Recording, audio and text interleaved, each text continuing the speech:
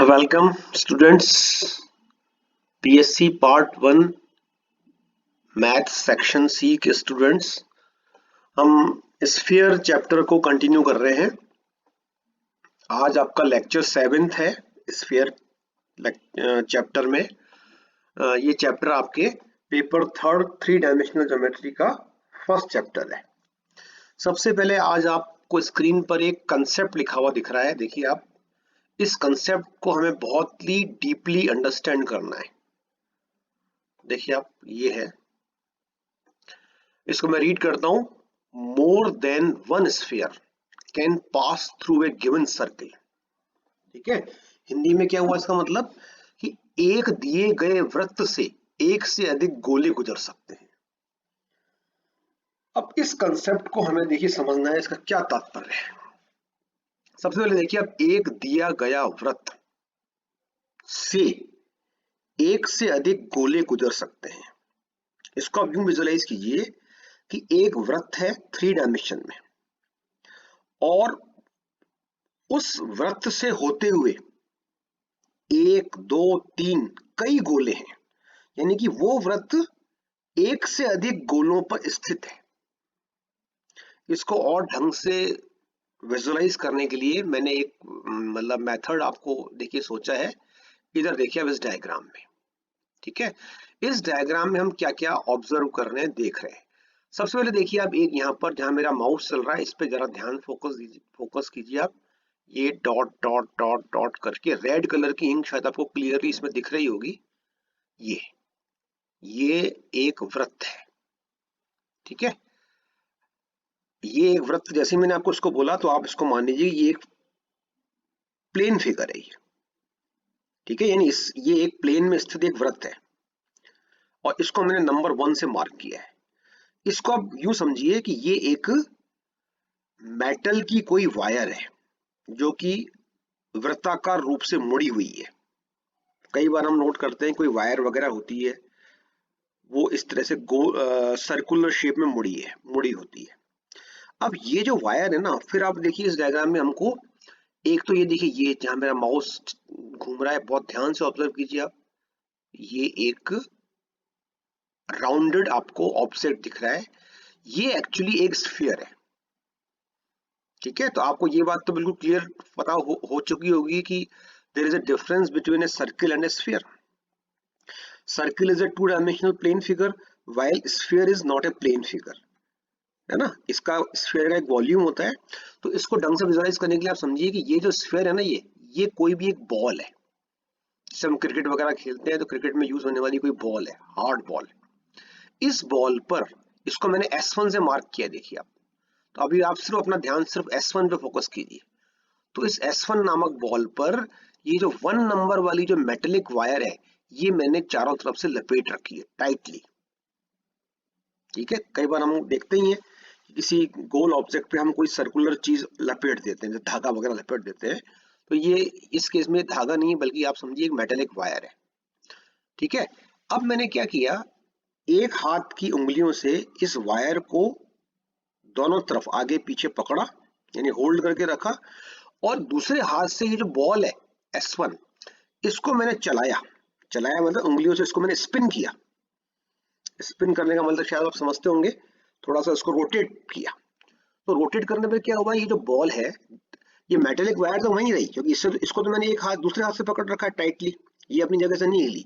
लेकिन ये जो S1 नामक बॉल है, ये अब अपनी जगह बदलकर इस डॉटेड शेप में आ गई। ये देखिए dot dot dot dot dot दिख रहा है आपको ये वाली, यानी थोड़ा सा घूमी, S1 नामक बॉल घूमी, और ये दूसरी नए शेप S2 में आ गई।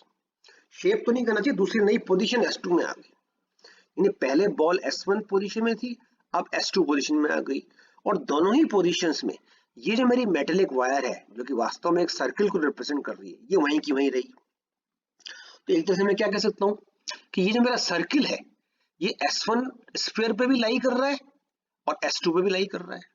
इसी प्रकार अगर मैं इस बॉल को और अपनी पोजीशन बदलूं, इसको मैं और स्पिन करूं, तो क्या होगा, इसकी तीसरी पोजीशन आ जाएगी S3, और स्पिन करूं, चौथी पोजीशन आ जाएगी। यानी कि मैं मेटेलिक वायर को अपनी जगह फिक्स रखते हुए इस बॉल को डिफरेंट डिफरेंट पोजीशंस में इसको मैं स्पिन करके ले जा सकता हूँ, यानी अपनी जगह से इसको मैं घुमा सकता हूँ। तो इस पूरे डिस्कशन से ये समझ में आया कि भाई एक ही सर्किल कई स्फीयर्स पर स्थित है। इसी बात को हम कह रहे हैं कि एक गिवन सर्किल से कई स्फीयर पास होते हैं। यहाँ पर ये जितने भी अलग अलग स्फीयर हैं S1, S2 और S3, S4 जिनकी हमने इमेजिनेशन की, वो सब के सब इस सर्किल नंबर 1 से पास हो रहे हैं। तो आई होप ये आपको थोड़ा सा मैंने आपको फील करवाया है, ये आपको बात समझ में आई होगी। अब आप देखिए आगे हम पढ़ने जा रहे हैं फॉर्मूला, कि अगर मुझे इस सर्किल नंबर 1 की इक्वेशन गिवन है। अब आप याद कीजिए पहले वाले लेक्चर्स कि जब 3D जब हम पढ़ते हैं तो सर्किल की इक्वेशन कैसी होती है। 2D में तो सर्किल की इक्वेशन होती है x square plus Y square plus 2gx plus 2fy plus c equal to 0। लेकिन 3D में ऐसे नहीं होती है। तो फिर 3D में कैसे होती है बताइए आप। बस जस्ट मैंने इसके 1 या 2 लेक्चर पहले आपको मैंने समझाया है। देखिए आप, कोई बात नहीं, अगर आपको याद नहीं आ रहा हो तो देखिए अब इधर ये मैंने यहाँ लिख रखा है कि अगर मेरे पास एक इक्वेशन ऑफ स्फीयर है S और एक प्लेन है, और ये प्लेन इस तरह से है कि ये इस स्फीयर को काट रहा है, इस स्फीयर को काटता हुआ जा रहा है। मैंने आपको एक बार पहले एग्जांपल दिया है, जैसे एक फल को हम एक चाकू से काटते हैं, तो इस स्फीयर को एक प्लेन इंटरसेक्ट कर रहा है, ठीक है। तो ये इंटरसेक्टिंग है दोनों। तो किसी भी स्फीयर को जब एक प्लेन इंटरसेक्ट करता है तो जो सेक्शन बनता है, सेक्शन याद कीजिए आप, section of a sphere by a plane नामक हमने एक आर्टिकल पढ़ा है। तो स्फीयर को एक प्लेन के द्वारा कट करने से एक सर्किल बनता है। और इन दूसरे सेंस में हम इसको कहते हैं कि व्हेनेवर एक स्फीयर और एक प्लेन की इक्वेशन जॉइंटली लिखी है, यानी एक साथ लिखी है, तो ये दोनों जॉइंटली मिलकर एक सर्किल को रिप्रेजेंट करते हैं, प्रोवाइडेड ये दोनों इंटरसेक्टिंग होने चाहिए। तो फिर से ये रिकॉल कर रहे हैं हम कि एक S इक्वल्स टू 0, देखिए इधर आप एक इक्वेशन ऑफ ए स्फीयर है, यहाँ S ये है, और P equals to 0 equation of a plane है, दोनों इंटरसेक्टिंग है। तो इन दोनों को जॉइंटली लिखने से, इन दोनों की इक्वेशन को जॉइंटली लिखने से ये एक पूरी इक्वेशन, पूरी क्यों बोल रहा हूँ, क्योंकि दो इक्वेशन है, दोनों इक्वेशन मिलकर एक सर्किल को रिप्रेजेंट करती है। तो देखिए यहाँ मैंने क्या लिखा है कि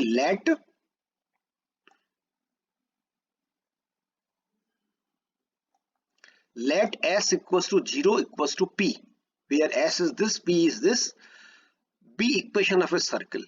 अब यहाँ पर आप ये इमेजिन कीजिए कि जो सर्किल है ना, ये हमारा ये वाला है जो मैंने यहाँ फिगर में रेड कलर से शो कर रखा है, जिसको मैंने नंबर 1 डाल रखा है, इसलिए मैंने लिखा है shown by dot dot dot in figure. Then, अब देन के बाद जो मैंने एक बॉक्स में बात लिख रखी है, ये यहाँ एक नया फॉर्मूला है जो हमको समझना है और याद करना है कि अगर एक स्फीयर की इक्वेशन और एक प्लेन की इक्वेशन को इस तरह से लिखा जाए कंबाइन करके, इसमें स्फीयर की इक्वेशन आगे है प्लस एक constant lambda into p, where p is the left hand side of the equation of the plane. तो इन दो, इस पूरे एक्सप्रेशन को जब मैं 0 के इक्वल करूंगा तो ये जो मेरे एक नया फॉर्मूला बनेगा, ये रिप्रेजेंट कर रहा है equation of a sphere passing through the circle 1। अब ये सर्किल 1 कौन है साहब? ये सर्किल 1 ये डायग्राम वाला है, ये वाला देखिए। अब ये सर्किल 1, इस डायग्राम में जो सर्किल दे रखा है, इसकी इक्वेशन अगर S बराबर 0 बराबर P है, तो इस सर्किल से पास होने वाले किसी भी स्फीयर की इक्वेशन वो दी जाएगी इस इक्वेशन नंबर 1 से। एक्चुअली ये दोनों कंफ्यूजन हो गया, यानी हमने नंबर 1 डाल रखा है, तो ये नंबर 1 वाला तो ये सर्किल डायग्राम में सर्किल को रिप्रेजेंट करने के लिए है, और ये इक्वेशन नंबर 1 जो है, इसका मतलब है कि ये इस सर्किल से पास होने वाले किसी स्फीयर की इक्वेशन है।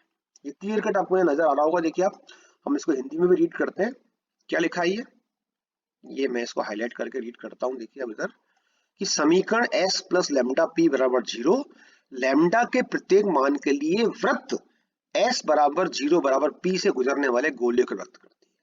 यानी कुल मिला के आपको निचोड़ या क्या निकला कि ये देखिए इधर जब मेरा माउस है अभी, ये किसी गिवन सर्किल की इक्वेशन है, इसको फील कीजिए उस फिगर में वायर से, और इस सर्किल से पास होने वाले जो भी दूसरे स्फीयर्स हैं, चाहे वो S1 हो, S2 हो, S3 हो, उन सब की इक्वेशन इससे इस फॉर्मूले से लिखी जाएगी या निकाली जाएगी। अब आपको यहाँ पर एक दिमाग में एक क्वेश्चन उठ सकता है कि स्फीयर तो अलग अलग है, लेकिन उन सब का फॉर्मूला लिखने का यही है क्या? जी, क्योंकि मैंने आपको क्या बताया कि ये जो लैम्डा है ना, ये कांस्टेंट है, लेकिन ये हर अलग अलग स्फीयर के लिए इसकी वैल्यू अलग अलग होगी। यानी कि अगर मैं इस सिंगल इक्वेशन में, यानी इसमें ऊपर नंबर 1 में लैम्डा की डिफरेंट वैल्यूज पुट करूंगा, तो ये इक्वेशन अलग अलग स्फीयर को रिप्रेजेंट करेगी, लेकिन वो सभी के सभी स्फीयर इस सर्किल से पास हो रहे हैं। ठीक है, तो इस प्रकार मैं ऐसी अनंत समीकरण प्राप्त कर सकता हूं। फिर मैंने देखी यहाँ पर थोड़ी सी थ्योरी लिखी है कि s प्लस लेमडा पी बराबर 0 जो इक्वेशन है, ये एक पहली बात आपके दिमाग में आ रहा होगा साहब, हम कैसे माने कि ये स्फीयर की इक्वेशन है? तो स्फीयर की इक्वेशन तो s बराबर 0 होती है। देखिए आप यहाँ पर हमने थोड़ा सा मैथमेटिकल एक छोटा सा काम किया है। पहले तो s प्लस लेमडा पी बराबर 0 में मैंने s की वैल्यू पुट कर दी ब्रैकेट में, ये देखिए s, फिर लेमडा इंटू पी की वैल्यू पुट कर दी, p के लिए जो एक्सप्रेशन था वो पुट कर दिया। फिर मैंने इसको सिंप्लीफाई किया, देखिए अभी तक कॉमन कॉमन लेके, तो आपको समझ में आ जाएगा। अब मैंने इस इक्वेशन के द्वारा, ये इक्वेशन 3 बातों को रिप्रेजेंट कर रही है। देखिए अब इस पूरी इक्वेशन को, एक तो ये एक्स वाई जेड में द्विघाती है, क्लियर, यस। दूसरा, इसमें X square Y square Z square गुणांक समान है, देखिए आप यहाँ पर 1 1 1 है। इसमें X Y Y Z Z X के पद नहीं है। तो ये तीनों कैरेक्टरिस्टिक या तीनों प्रॉपर्टीज जिस इक्वेशन में फुलफिल होती हैं, वो इक्वेशन किसको व्यक्त करती है? वो इक्वेशन वास्तव में एक स्फीयर को व्यक्त करती है। तो कहने का मतलब, ये जो मेरी इक्वेशन है पूरी, और ये किसको सॉल्व करना चाहिए? s प्लस लेमडा पी बराबर 0 को सॉल्व करना चाहिए। ये इक्वेशन लैम्डा के अलग अलग मानों के लिए हर बार एक अलग अलग गोले को व्यक्त करेगी, और ये जितने भी गोले हैं ये सब s बराबर 0 बराबर p नामक जो सर्किल है उससे पास होंगे। ठीक है बस, तो देखिए अब इधर आई होप कि आपको समझ में आई होगी बात। अब हम इसको लेकर एक क्वेश्चन करते हैं, जिससे आपको बात और क्लियर हो जाएगी। तो देखिए आप, ये क्वेश्चन है मेरा इसी पेज पर। जब भी आपको ये वर्ड लिखे हुए मिले, इक्वेशन ऑफ ए स्फीयर या कोई भी स्फीयर थ्रू ए सर्किल या पासिंग थ्रू ए सर्किल, तो आपको इमीडिएटली जो फॉर्मूला रिकॉल करना है वो है s प्लस लेमडा पी बराबर 0। अब ये आपके पूरे चैप्टर में थ्रू आउट काम आएगा। ठीक है, तब अभी ये क्वेश्चन देखिए, बहुत सिंपल क्वेश्चन है। आपको यहाँ पर क्या दिख रहा है? ये देखिए क्वेश्चन को हम बाद में पढ़ेंगे, पहले देखिए अब ये लिखा है s बराबर 0, और क्लियर कट ये स्फीयर की इक्वेशन है। फिर आपको लिख रहा है p बराबर, ये क्लियर कट एक प्लेन की इक्वेशन है। अब आप याद कीजिए, मैं आपको बार बार ये बात रिकॉल करवा रहा हूं कि अगर एक स्फीयर और एक प्लेन की इक्वेशन साथ साथ लिखी है, साथ साथ जॉइंटली लिखी है, इनका 0 कॉमन लिख सकते हैं, अलग अलग लिख सकते हैं, तो ये दोनों मिलकर एक वृत्त को निरूपित करती है। तो ये दोनों इक्वेशन टुगेदर एक सर्किल को रिप्रेजेंट कर रही है। अब क्वेश्चन हमसे क्या कह रहा है कि इस सर्किल से जाने वाले गोले, स्फीयर थ्रू द सर्किल, मतलब s प्लस लेमडा पी बराबर 0, तो इस सर्किल से जाने वाले एक गोले की समीकरण ज्ञात करनी है। पर अभी अभी हमने आपको समझाया कि एक सर्किल से तो सब अनंत गोले जा सकते हैं, तो कौन सा गोला? उस गोले को देखिए हमने यहाँ पर स्पेसिफाई किया है कि वो गोला साहब जो सर्किल से तो जाए,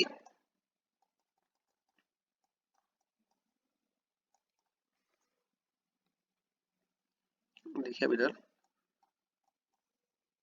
जस्ट ए मिनट,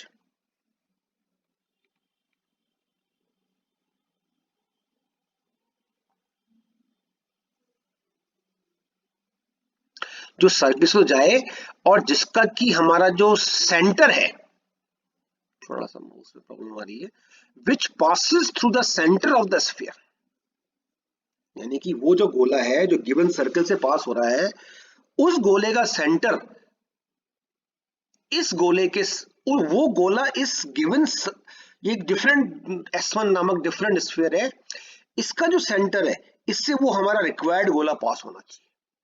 ठीक है, तो देखिए अभी हम इस क्वेश्चन को समझते हैं और आगे। सबसे पहले आप देखिए मैंने क्या लिखा है सॉल्यूशन में,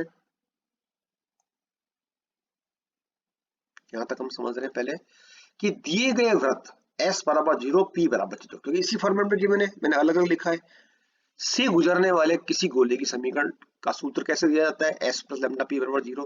तो इसमें s की जगह और p की जगह मैंने क्या पुट किया? वो जो स्टार्टिंग में जो s और p था, देखिए इधर ठीक है, नो प्रॉब्लम। ये एस प्लस लेमडा पी बराबर 0। फिर इसको मैंने सिंप्लीफाई करके स्टैंडर्ड फॉर्म में जमा दिया। अब ये मेरा गोला अभी तक जो 1 नंबर इसको मैंने डाला है, ये मेरा गोला, इसका फॉर्मूला मैंने लिख दिया, पर अभी तक ये अज्ञात है। अज्ञात क्यों है? क्योंकि इसमें लेमडा की वैल्यू कोई फिक्स रखी गई नहीं है, क्योंकि जब इसमें कोई लेमडा की हम न्यूमेरिकल वैल्यू रख के सॉल्व करेंगे तो ये गोला एक फिक्स गोला बन जाएगा। अब लेमडा की वैल्यू कैसे निकलेगी? आपको ये गिवन, ये दिया हुआ है क्वेश्चन में कि ये जो गोला है, गोला नंबर 1 यानी रिक्वायर्ड गोला, ये इस गोले के, ये वाला जो S1 गोला है, इसके सेंटर से पास होता है। ठीक है, तो अब आप देखिए S1 नामक जो गोला है, इसका सेंटर कौन है? तो देखिए आप, ये प्रश्नानुसार गोला एक गोले S1 के केंद्र 1 - 2 3 से गुजरता है। तो आप किसी स्फीयर के केंद्र को लिख सकते हैं। याद कीजिए कैसे लिखते हैं अपन। ऊपर देखिए ये S1 की समीकरण आपको सबसे ऊपर पेज पे दिख रही है। हम इसमें x y z के जो गुणांक हैं, इस पे हम दो काम करते हैं। एक तो हम इसमें 2 का डिवाइड लगाते हैं और एक हम इसका साइन चेंज करते हैं। तो -2 4 -6 में अगर मैं 2 का डिवाइड लगा के साइन चेंज करके लिखूं तो मुझे मिलेगा 1 - 2 3, जो कि यहाँ दिख रहा है आपको। तो ये जो गोला नंबर 1 है, जो कि मुझे रिक्वायर्ड है, मुझे फाइंड करना है, अगर ये गोला इस पॉइंट से पास होता है तो क्या होगा बताइए? ये पॉइंट इस गोले की इक्वेशन को संतुष्ट करेगा। तो मैंने और कुछ नहीं किया, अतः करके ये वाला काम किया। देखिए आप, तो ये काम करने से और इसको सरल करने से लैम्डा की वैल्यू निकल के आई, वो कितनी आई? -2। तो ये वैल्यू मैंने यहाँ आकर पुट कर दी इन 1।